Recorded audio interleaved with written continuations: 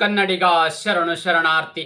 ಪ್ರೀತಿಯ ಸ್ನೇಹಿತರೆ, ಇವತ್ತಿನ ನಮ್ಮ ಒಂದು ಜಾಬ್ ಸರ್ಚ್ ಏನು ವಿಶೇಷ ಮಾಹಿತಿಯಪ್ಪ ಅಂದ್ರೆ ಪಂಜಾಬ್ ನ್ಯಾಷನಲ್ ಬ್ಯಾಂಕ್ ನೇಮಕಾತಿ 2026. ಸ್ನೇಹಿತರೆ, ಈ ಒಂದು ಹುದ್ದೆನ ಪಡೆದುಕೊಳ್ಳಬೇಕಾದ್ರೆ ಯಾವೆಲ್ಲ ಒಂದು ಕ್ವಾಲಿಫಿಕೇಶನ್ ಆಗಿರಬೇಕಾಗುತ್ತೆ, ಯಾವ ವಯೋಮಿತಿ ಒಳಗಡೆ ಇರ್ತಕ್ಕಂಥ ಅಭ್ಯರ್ಥಿಗಳು ಈ ಒಂದು ಹುದ್ದೆಗೆ ಅರ್ಜಿ ಸಲ್ಲಿಸಬಹುದಾಗಿದೆ, ಕುಲಂಕುಷವಾಗಿ ನೋಟಿಫಿಕೇಶನ್ ವಿವರವನ್ನು ನಾವು ನೋಡ್ತಾ ಹೋಗೋಣ ಬನ್ನಿ. ಅದಕ್ಕಿಂತ ಮುಂಚಿತವಾಗಿ ನಮ್ಮ ಯೂಟ್ಯೂಬ್ ಚಾನಲ್ಗೆ ಮೊದಲ ಬಾರಿ ಭೇಟಿ ನೀಡಿದರೆ ಸಬ್ಸ್ಕ್ರೈಬ್ ಜೊತೆಗೆ ಬೆಲ್ ಐಕನ್ ಕ್ಲಿಕ್ ಮಾಡೋದನ್ನ ಮರಿಬೇಡಿ. ಯಾಕಪ್ಪ ಅಂದ್ರೆ ಪ್ರತಿನಿತ್ಯ ನಾವು ಕೇಂದ್ರ ಸರ್ಕಾರ ಮತ್ತು ರಾಜ್ಯ ಸರ್ಕಾರದ ಹೊಸ ಹೊಸ ಹುದ್ದೆಗೆ ಮಾಹಿತಿ ಕೊಡಲಿಂದ ತಪ್ಪದೆ ನಿಮಗೆ ನೋಟಿಫಿಕೇಶನ್ ಬರಲಿದೆ.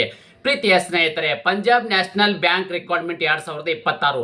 ಸ್ನೇಹಿತರೆ, ಪಂಜಾಬ್ ನ್ಯಾಷನಲ್ ಬ್ಯಾಂಕ್ ಇದರಲ್ಲಿ ಅಗತ್ಯವಿರುವ ಅಪ್ರೆಂಟಿಸ್ ಹುದ್ದೆಗಳ ಅರ್ಜಿಗಳನ್ನು ಆಹ್ವಾನಿಸಲಾಗಿದೆ. ನೋಡಿ, ಯಾವ ಇರ್ತಕ್ಕಂಥ ಹುದ್ದೆಗಳು 1 ವರ್ಷಕ್ಕೆ ಇರ್ತಕ್ಕಂಥ ಅಪ್ರೆಂಟಿಸ್ ಹುದ್ದೆಗಳ ಅರ್ಜಿಗಳನ್ನು ಆಹ್ವಾನಿಸಲಾಗಿದೆ.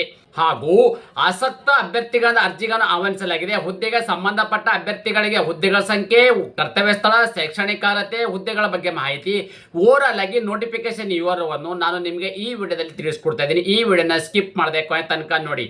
ಸ್ನೇಹಿತರೆ, ಮೊದಲನೇದಾಗಿ ಏನಪ್ಪ ಅಂದ್ರೆ ಯಾವೆಲ್ಲ ಒಂದು ಹುದ್ದೆಗಳಿದಾರಪ್ಪ ಅಂದ್ರೆ 1 ವರ್ಷಕ್ಕೆ ಇರ್ತಕ್ಕಂಥ ಅಪ್ರೆಂಟಿಸ್ ಹುದ್ದೆಗಳ ಅರ್ಜಿಗಳನ್ನು ಆಹ್ವಾನಿಸಲಾಗಿದೆ.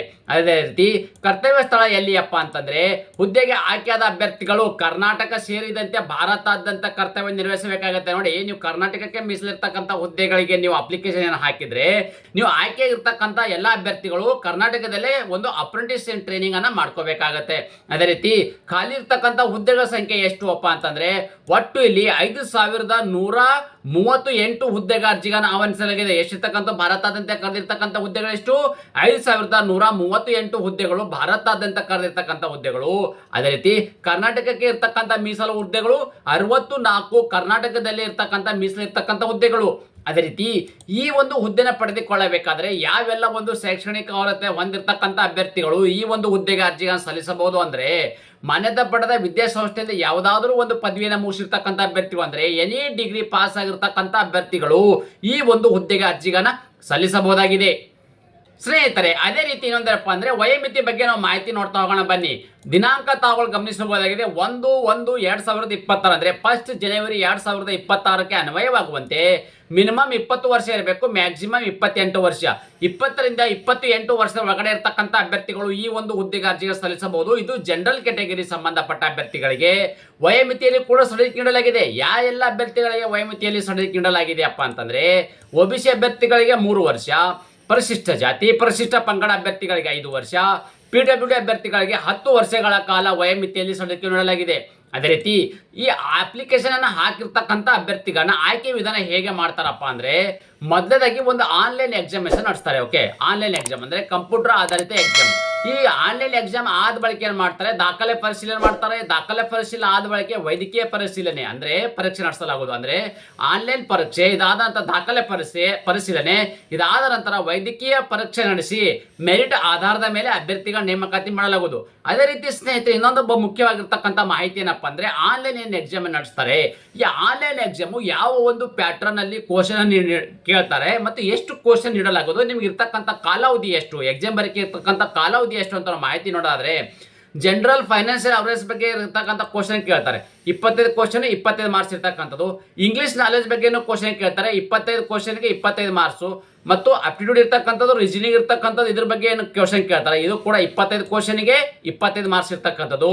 ಅದೇ ರೀತಿ ಕಂಪ್ಯೂಟರ್ ನಾಲೆಜ್ ಬಗ್ಗೆ ಕೂಡ 25 ಕ್ವಶನ್ 25 ಮಾರ್ಕ್ಸ್. ಅಂದ್ರೆ ಒಟ್ಟಾರೆಯಾಗಿರ್ತಕ್ಕಂಥ ನಂಬರ್ ಆಫ್ ಕ್ವಶನ್ಸು ಇಲ್ಲಿ 100 ಕ್ವಶನ್ಗೆ 100 ಮಾರ್ಕ್ಸ್ಗಳ ಒಂದು ಎಕ್ಸಾಮ್ ನಡೆಸಲಾಗುವುದು. ನಿಮಗೆ ಇರ್ತಕ್ಕಂಥ ಕಾಲಾವಧಿ ಎಷ್ಟು? 60 ನಿಮಿಷ ಇರ್ತದೆ. 1 ಅವರ್ ನಿಮಗೆ ಎಕ್ಸಾಮ್ ಬರೀಕೆ ಕಾಲಾವಧಿ ಇರ್ತದೆ. ನೀವು ಎಕ್ಸಾಮ್ ಬರೀಬೇಕಾದ್ರೆ ಇಲ್ಲಿ ಕನ್ನಡದಲ್ಲಿ ಎಕ್ಸಾಮ್ ಇರೋದಿಲ್ಲ, ಹಿಂದಿ ಅಥವಾ ಇಂಗ್ಲಿಷ್ ಅಲ್ಲಿ ಮಾತ್ರ ಈ ಒಂದು ಹುದ್ದೆಗೆ ಎಕ್ಸಾಮ್ ಅನ್ನ ಬರೀಕೆ ಅವಕಾಶ ಮಾಡಿಕೊಡಲಾಗಿದೆ. ಅದೇ ರೀತಿ ಈ ಆಯ್ಕೆಯಾಗಿರ್ತಕ್ಕಂಥ ಅಭ್ಯರ್ಥಿಗಳಿಗೆ ಪ್ರತಿ ತಿಂಗಳು ಸಿಗ್ತಕ್ಕಂಥ ಒಂದು ಸ್ಟೈಪಂಡ್ ಎಷ್ಟಪ್ಪ ಅಂದ್ರೆ ಇಲ್ಲಿ ನೋಡಿ, ಬ್ರಾಂಚ್ ಕ್ಯಾಟಗರಿ ವೈಸ್ ಇರ್ತಕ್ಕಂಥ ಸ್ಟೈಪಂಡ್ ಅಂದ್ರೆ ಯಾವ ಒಂದು ಬ್ರಾಂಚ್ಗೆ ಅಭ್ಯರ್ಥಿಗಳನ್ನ ಆಯ್ಕೆ ಆಗ್ತಾರೆ ಅದರ ಅನುಗುಣವಾಗಿ ಇರ್ತಕ್ಕಂಥ ಒಂದು ಸ್ಯಾಲ್ರಿ ಅಂದ್ರೆ ಇರ್ತಕ್ಕಂಥ ಒಂದು ಸ್ಟೈಪಂಡ್. ರೂರಲ್, ಸೆಮಿ ಅರ್ಬನ್ ಇರ್ತಕ್ಕಂಥದ್ದು 12,300 ರೂಪಾಯಿ ಅವರಿಗೆ ಸ್ಟೈಪಂಡ್ ಇದ್ದರೆ, ಮೆಟ್ರೋ ಅಂದ್ರೆ ಒಂದು ಮಹಾನಗರ ಇರ್ತಕ್ಕಂಥವರಿಗೆ 15,000 ರೂಪಾಯಿವರೆಗೂ ಪ್ರತಿ ತಿಂಗಳು ಸಿಗ್ತಕ್ಕಂಥ ವೇತನವಾಗಿದೆ. ಅದೇ ರೀತಿ ಈ ಒಂದು ಅಭ್ಯರ್ಥಿಗಳು ಯಾವ ರೀತಿ ಒಂದು ಅರ್ಜಿಗಳನ್ನು ಸಲ್ಲಿಸಬೇಕಪ್ಪ ಅಂದ್ರೆ ಈ ಒಂದು ಹುದ್ದೆಗೆ ಅರ್ಜಿ ಸಲ್ಲಿಸ ಬಯಸುವ ಅಭ್ಯರ್ಥಿಗಳು ಎಲ್ಲರೂ ಕೂಡ ಆನ್ಲೈನ್ ಮೂಲಕವೇ ಅರ್ಜಿಗಳನ್ನ ಸಲ್ಲಿಸಬೇಕಾಗತ್ತೆ. ಸ್ನೇಹಿತರೆ, ಅರ್ಜಿ ಶುಲ್ಕ ಬಗ್ಗೆ ಮಾಹಿತಿ ನೋಡ್ತಾ ಹೋಗೋಣ ಬನ್ನಿ. ಅಂದ್ರೆ ಈ ಒಂದು ಹುದ್ದೆ ಸಲ್ಲಿಸಬೇಕಾದರೆ ಅಪ್ಲಿಕೇಶನ್ ಫೀ ಅಂತಿದೆ. ಜನರಲ್, ಒಬಿಸಿ, ಇಡಬ್ಲ್ಯೂಎಸ್ ಅಭ್ಯರ್ಥಿಗಳಿಗೆ, ಪುರುಷ ಅಭ್ಯರ್ಥಿಗಳಿಗೆ 944 ರೂಪಾಯಿ ಅರ್ಜಿ ಶುಲ್ಕವಿದೆ. ನೋಡಿ, ಜನರಲ್, ಒಬಿಸಿ, ಇಡಬ್ಲ್ಯೂಎಸ್ ಅಭ್ಯರ್ಥಿಗಳ ಪುರುಷ ಅಭ್ಯರ್ಥಿಗಳಿಗೆ 944 ರೂಪಾಯಿ ಅರ್ಜಿ ಶುಲ್ಕವಿದ್ದರೆ, ಜನರಲ್, ಒಬಿಸಿ, ಇಡಬ್ಲ್ಯೂಎಸ್ ಮತ್ತು ಅಭ್ಯರ್ಥಿಗಳಿಗೆ, ಮಹಿಳಾ ಅಭ್ಯರ್ಥಿಗಳಿಗೆ 708 ರೂಪಾಯಿ ಅರ್ಜಿ ಶುಲ್ಕವಿದೆ. ಅದೇ ರೀತಿ ಪರಿಶಿಷ್ಟ ಜಾತಿ, ಪರಿಶಿಷ್ಟ ಪಂಗಡ ಮತ್ತು ಮಹಿಳಾ ಅಭ್ಯರ್ಥಿಗಳಿಗೆ 236 ರೂಪಾಯಿ ಅರ್ಜಿ ಶುಲ್ಕವಿದೆ. ಅದೇ ರೀತಿ ಟ್ರಾನ್ಸ್ಜೆಂಡರ್ ಇರ್ತಕ್ಕಂಥ ಈ ಒಂದು ಕೆಟಗರಿ ಸಂಬಂಧಪಟ್ಟ ಅಭ್ಯರ್ಥಿಗಳಿಗೆ 236 ರೂಪಾಯಿ ಇವರಿಗೆ ಅರ್ಜಿ ಶುಲ್ಕವಿದೆ. ಅದೇ ರೀತಿ ಈ ಏನು ಅರ್ಜಿ ಶುಲ್ಕವಿದೆ, ಈ ಅರ್ಜಿ ಶುಲ್ಕವನ್ನು ಹೇಗೆ ಪಾವತಿಸಬೇಕಪ್ಪ ಅಂದ್ರೆ, ನೀವು ಆನ್ಲೈನ್ ಅಪ್ಲಿಕೇಶನ್ ಹಾಕಬೇಕಾದ್ರೆ debit card, credit card, net banking, PhonePe ಮುಖಾಂತರನು ಈ ಅರ್ಜಿ ಶುಲ್ಕ ನೇರವಾಗಿ ಪಾವತಿಸಬಹುದಾಗಿದೆ.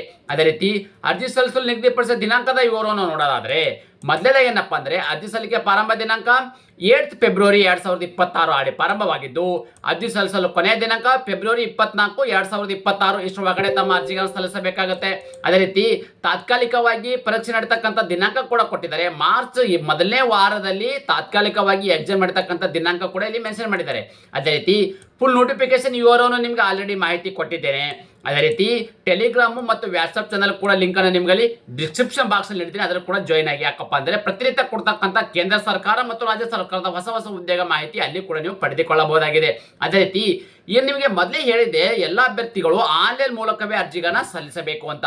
ಈ ಆನ್ಲೈನ್ ಮೂಲಕ ಅರ್ಜಿ ಸಲ್ಲಿಸಬೇಕಾದರೆ ಅಫಿಷಿಯಲ್ ಏನು ವೆಬ್ಸೈಟ್ ಇದೆ, ಆ ಒಂದು ವೆಬ್ಸೈಟ್ ಯೂಟ್ಯೂಬ್ ಡಿಸ್ಕ್ರಿಪ್ಷನ್ ಬಾಕ್ಸ್ ಅಲ್ಲಿ ನಿಮಗೆ ಅಲ್ಲಿ ಮಾಹಿತಿನ ಕೊಟ್ಟಿರ್ತೇನೆ. ಸೊ ಅಲ್ಲಿ ಕ್ಲಿಕ್ ಮಾಡಿದಾಗ ಏನಾಗುತ್ತಪ್ಪ ಅಂದ್ರೆ, ನಿಮ್ಗೆ ಡೈರೆಕ್ಟ್ ಆಗಿ ಈ ತರದ ಅಪ್ಲಿಕೇಶನ್ ಫಾರ್ಮೆಟ್ ಓಪನ್ ಆಗುತ್ತೆ. ಡೈರೆಕ್ಟ್ ಆಗಿ ತಮ್ಮ ಅರ್ಜಿಗಳನ್ನು ನೇರವಾಗಿ ಸಲ್ಲಿಸಬಹುದಾಗಿದೆ. ಈ ತರದ ಉದ್ಯೋಗ ಮಾಹಿತಿ ನೀವು ಇಷ್ಟಪಡ್ತೀರಿ ಎಂದು ಭಾವಿಸುತ್ತೇನೆ. ಈ ಉದ್ಯೋಗ ಮಾಹಿತಿ ನಿಮಗೆ ಇಷ್ಟವಾದರೆ ನಿಮ್ಮ ಫ್ಯಾಮಿಲಿಗೂ ಫ್ರೆಂಡ್ಸ್ಗೂ ಶೇರ್ ಮಾಡೋದನ್ನ ಮರೆಯದಿರಿ. ಧನ್ಯವಾದ.